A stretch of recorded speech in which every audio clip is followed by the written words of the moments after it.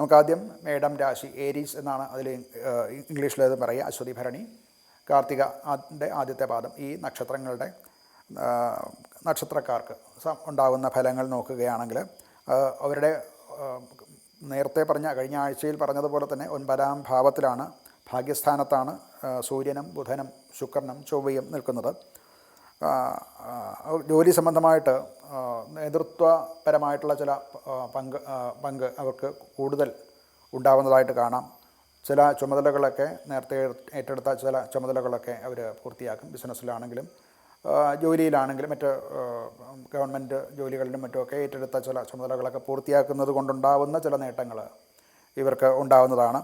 ചില സമ്മർദ്ദങ്ങളൊക്കെ ജോലിസ്ഥലത്ത് അഥവാ ബിസിനസ്സിൽ ഒക്കെ ഉണ്ടാകാൻ സാധ്യതയുണ്ട്. അത് ധൈര്യപൂർവ്വം നേരിടാൻ സാധിക്കും എന്നുണ്ടെങ്കിൽ അവർക്ക് ഈ ആഴ്ച അനുകൂലമായിട്ടുള്ള ഒരു ഫലം തരുന്നതാണ്.